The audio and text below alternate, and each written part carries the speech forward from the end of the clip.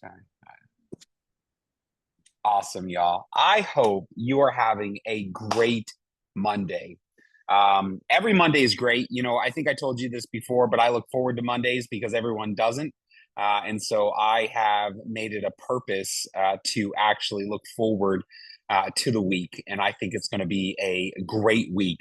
I wanted to talk to you today a little bit. It's a lot about marketing, and it really it's we're gonna narrow it down into psychographic prospecting. And so I really hope you guys find interest into this, because I think this is things behind the scenes that we do in our business that we don't talk a lot about. And it really is the fuel that kind of fires what we're looking for. And so I kind of want to, paint some pictures here. Have you ever said to yourself, man, I wish I could find people outside of my city or outside of my area or outside of my state?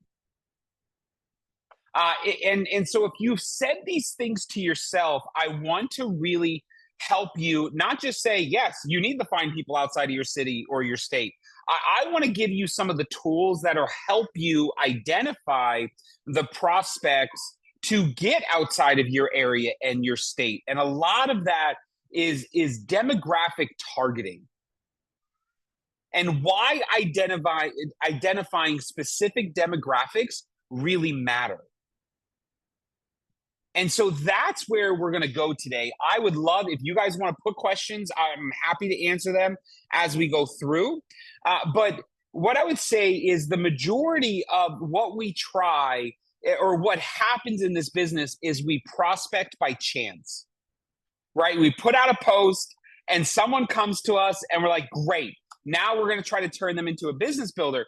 But really, I want you to get away from prospecting by chance and saying, I want to recruit by design. And if you all can turn your videos on, I can only see about 4 people. I love videos. And I would love to be able to look at your faces as I'm talking, because that's just my favorite. I don't like to talk at people. I like to talk with people so that I can see, are you people understanding? Are you getting it? And that'll be great there. But really what I want you to understand is when Megan and I look at prospecting, we look at it as a design, not about what is that person doing or what can that person offer. We're really looking at where can that person take us? I'm going to give you an example. If you know someone that went to college, right? Most likely they have friends outside of their area because they got immersed into a college where people from all over the country come in. If you know people that are athletes, and we'll go through this in more detail, if you know people that are athletes, you typically what an athlete has done is they've had to commit and have the discipline to be good at their craft, which and they're used to being coached. These are things that we want in our business. So this is the type of targeting that we want to do. If you look at the Alitas, you look at the Megans, right? When you saw Megan before she became a diamond, before she was even silver, when you looked at Megan, you would not have said, that girl's got it. I want her on my team. She's going to be my next diamond. But if you looked at the traits that we want to look for, which is someone who, she went to a level, I believe it was a level 9 gymnast. That takes incredible determination, discipline, and grit when it comes to being coached and all of that. That is the mindset we want, because that person has the ability to skyrocket in this business. Does that make sense? Level 10. Sorry. I got that wrong. I will hear about that later. But where I'm trying to go with that is, if you looked at her where she was when she first started, she would not have been the person that you would have heavily recruited. But if you look at the traits that she had the ability to be developed into who she is today. So when you look at your team, when you look at your friend group, when you look at the people around you, don't look at them of where they are today. Let's start looking at some traits. And that's one of the reasons why I've always said, if you're willing to show up, I will show up for you. I don't care if you are the most influential person or you have no influence today. If you are willing to be coached and be coachable, I will help you out. And I've said that because there's so many people that we have been developed into leaders on this team because they were willing to be coachable, because they had traits. Are you following with where I'm saying? So if you could clone your best customer or business builder, what are the 3 traits they all share in common? I want you to think about that. Because that's where in business, if you run a business, that's what you do in your business, right? If you're running a tanning salon, you're not going to look for people who are pasty. Like, you're going to look for people who like to tan, like to go to the beach, like to go to, like, there's different traits that you want to look at. Does that make sense? So when you think of customers, when you think of business builders, I want you to start writing them down in regards to what are the traits they have in common. You know, one of the biggest traits that I would say that the majority of most diamonds have is being coachable.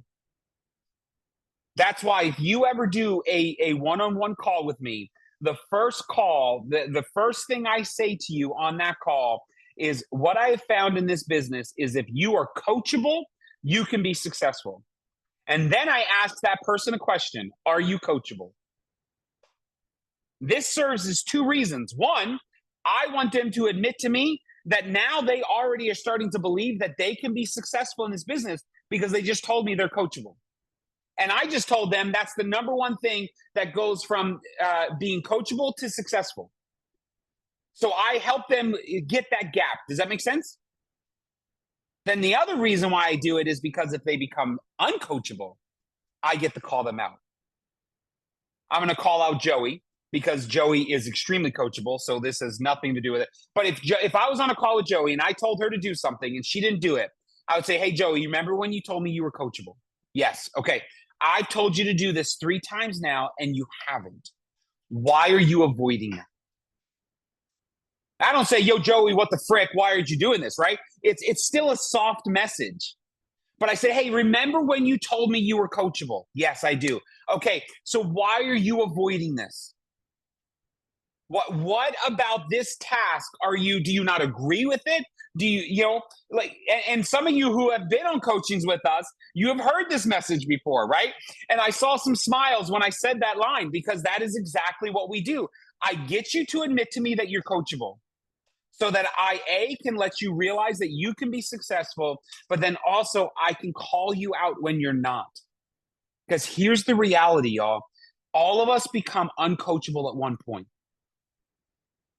It's just the nature of the ebb and flow of the business, right? We think we have it all together. I no longer need to listen to this. I got it. But I'm here to tell you, every day you should be learning. Every day you should be perfecting your craft. Every day you should be looking to see, how can I get better? So I want us to look at some clues. How can we find some of these people?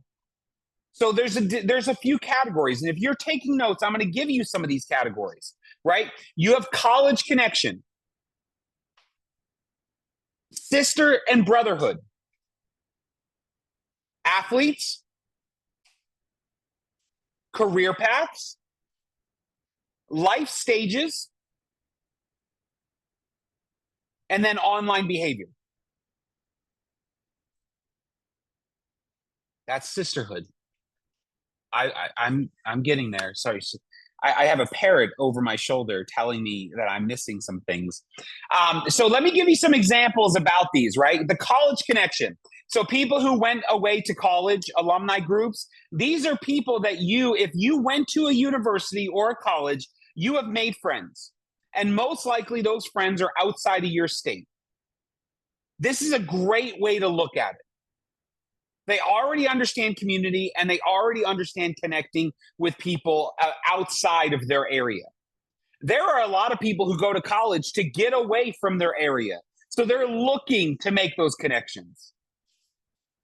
So when I'm going through a list, I'm saying, okay, how many of them have went to another university? Where can they get me into? Let's look at brotherhood and sisterhood. There's different groups. A great way for sisterhood is sororities. Look at the top diamonds in Plexus. What do they have in common? They were sorority sisters. So if they are double diamonds and like what, 25-star diamonds, I know that's a little extreme, but if they are killing it at this business and they were in sororities, we should also be looking at that. So who do we know that has been a part of a sorority or Bible studies or mom groups? So this is another avenue of targeting people based on those categories. Athletes, we already kind of went into that in depth. I think career paths is a great one. You have teachers, nurses, hairstyles, real estate agents. These people, not only do they know how to talk to people, but what they all typically have in common is they're people-oriented groups. They're people-oriented professions. They're service-minded. And they have strong work ethic. For you to become a nurse, the test and the licenses you have to go through, it's no joke. The grades you have to get at school, it requires discipline. So you've heard that multiple times with the athlete, now career path. So one of the traits you want to look for in a person is, are they disciplined? You know, lifestyle changes. I think someone who has said no to you before, but then has just become a new mom. What is one thing every new mom has in common? They are exhausted. So when lifestyle changes, their situation changes. Their wants, their desires, their needs, I don't know if I want to go back to work anymore.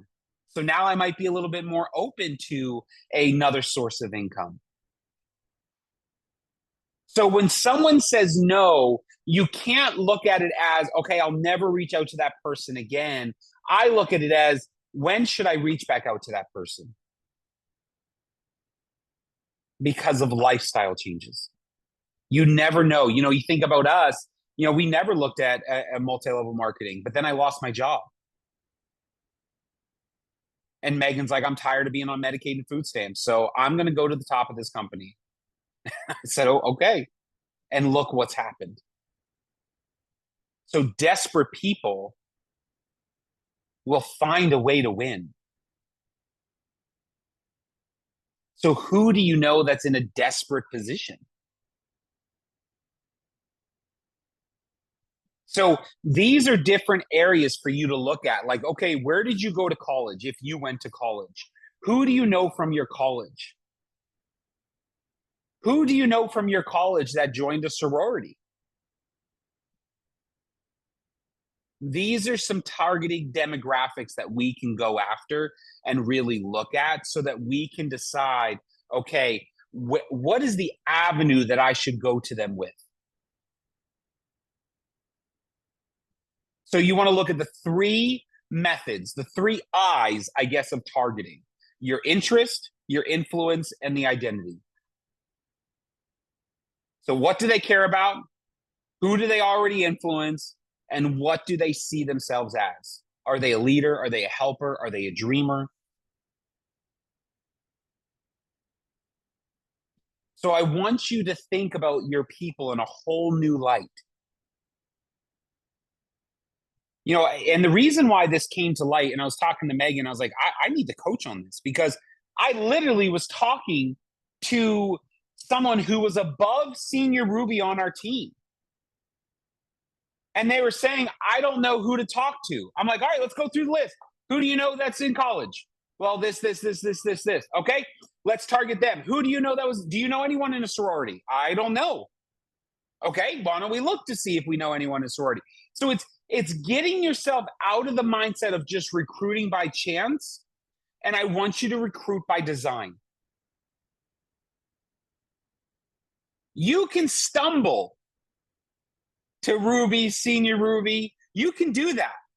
But getting to the higher levels and staying consistent requires a plan. You know, one of the biggest lies that Megan used to believe is that, oh, I just got the diamond by luck. But if you look at her work ethic and what she's done, there's no luck in it. We have been very targeted of what we do and why we do it. Everything we do has a purpose. And so I want to challenge you to I still want you to post. I'm not saying don't post. But what I want to challenge you with today is I want you to come up with a marketing plan, a demographic plan of who you know and who you're trying to go after. Look at some of the top diamonds and what do they have in common? If you are heavily in a church, one thing I would be looking at is looking at worship pastors. Looking at pastors. Because worship pastors, they talk to other worship pastors. Pastors, they talk to other pastors, and they're already influential. So I want you to start thinking of different people and how they could impact your business.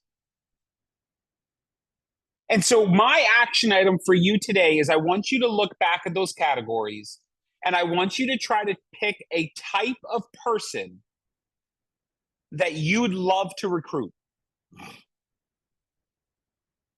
For example, if you weren't an athlete, you might not like to go talk to athletes, right? But if you were in the nursing field, hey, you know what? I want to go after other nurses. Or if you love online groups and you're in a lot of online groups, I'm going to go after the groups. Or I know a bunch of people that were in sororities, so I'm going to go after the sororities. I want you to pick a type of person that you want to start recruiting. Former athlete, college friend, nurse, whatever. I want you to try to write a short bio of that person. And then brainstorm what kind of posts or conversations would attract them.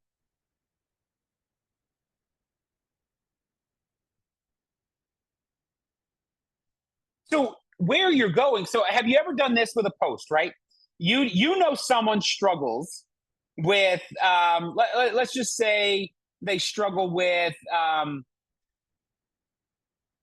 I'm trying to think of something. Let's just say they have gut issues. And then you post a testimony about a gut issue, or they struggle with eczema and you post a testimony about eczema. You know someone who struggles with migraines, so you find a testimony about migraines and you post it. I want you to start looking for testimonies of business. And say, what can I post about the business? Because y'all, I'm telling you right now, there are so many people hurting financially. There are people more open today than side incomes than there's ever been. So we don't need to convince them to be interested in side income. We need to convince them that our avenue is a real avenue for them to look at.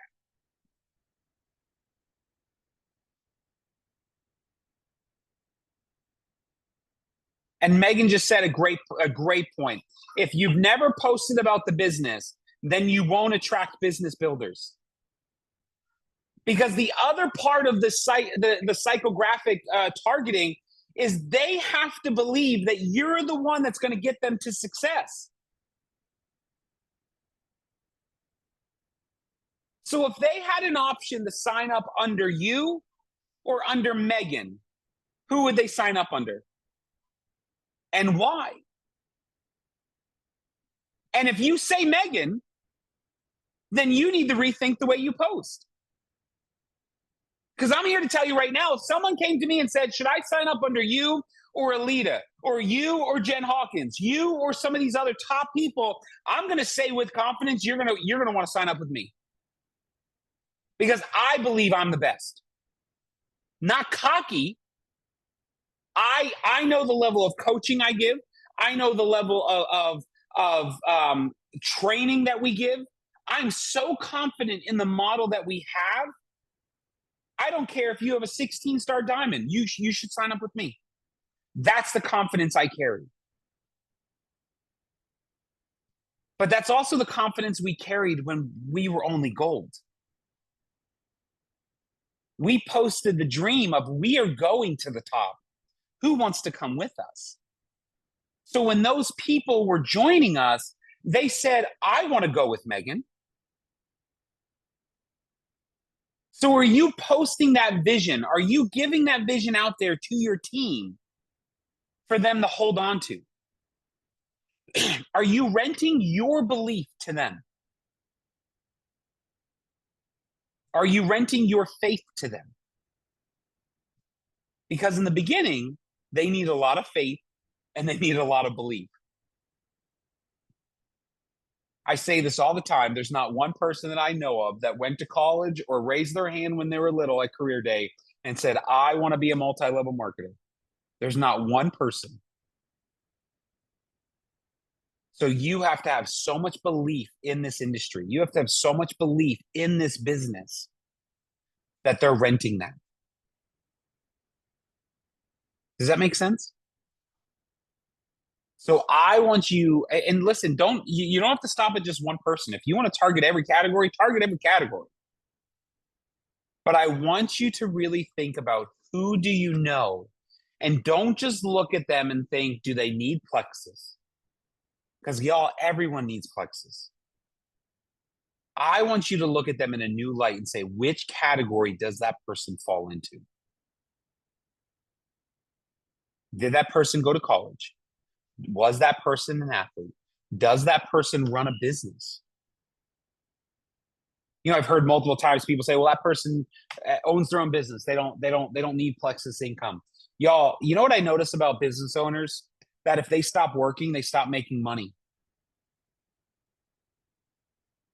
So even though they own their own business, especially if it's a small business, they're still trading time for money. I've also noticed about business owners is they're open to other streams of income. So the biggest thing that we can do is write someone off before we even give them an opportunity to say no. We say no for them.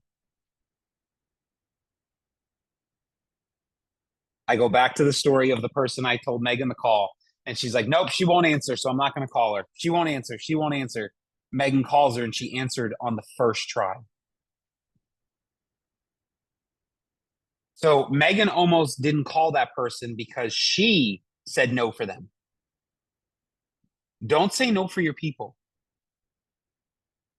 You may already know that they're going to say no, but then write your message in a way that you know you're going to get the no so that you have a follow-up.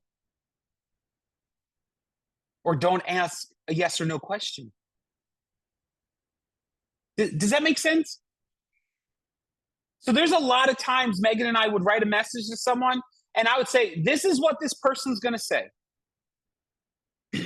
And Megan may chime in here and tell me that I'm right, but she probably won't because it's recorded and y'all are on here. She doesn't want to admit this. But what will happen is she'll send a message to this person and I'll say, this is how they're going to respond. And then when they respond this way, this is what we're going to say. And it happened exactly the way we planned it. But where a lot of you stop is you're going to get that response, and so you just leave it. Does that make sense? So I already know they're going to say no. You want to know why? Because people are trained to say no. For those of you who have little kids, our Hezekiah is just about to turn 2. What do you think his favorite word is? No. At 2 years old, his favorite word is no. I don't think we grow out of that. So we're told no our whole life. So when we get an opportunity, we believe it's too good to be true. What are we going to say? No. So you can't stop at that. You have to push through that. You have to see the yes through the no. I'll give you a perfect example. We were talking to someone and they said, "Oh, yeah, no, I'm not interested in that. I don't have the time."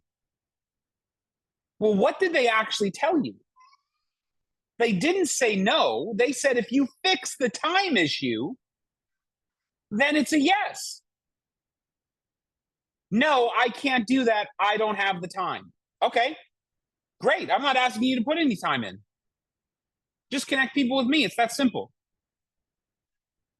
Do you see what I'm trying to say? There's always a rebuttal that we have set up. So see the yes through the no. Look at different demographics of who you want to target, and don't target by chance. Be intentional about where you're going. Be intentional about what you say. Be intentional about what you hear. I was at practice for the boys football, and one of the ladies said, "Oh yeah, I follow Megan. I love watching Megan. I could never do that." What did that person tell me? That A, they love our lifestyle, they want our lifestyle, and they're really interested in what we do. They're just scared. But others would hear, "I could never do that," and say, "Oh, I'm never going to message her. She's already told me she doesn't want to do it." When I hear that, I hear that she wants to do it. She just wants me to convince her to do it. Does that make sense? She wants to rent my belief. She wants me to believe in her because she doesn't believe in herself. A lot of the no's you guys are getting is because of their insecurity. They're not saying no to Plexus. They're saying no because they don't believe they could do it. So pour that belief in them. Pour your faith in who they are. Tell them why you think they would be good at this. Intentionally target. Understand you will hear no, but there's typically always a yes within the no. You got to look for it. And if you train your mind to look for it, you're going to see it everywhere you go.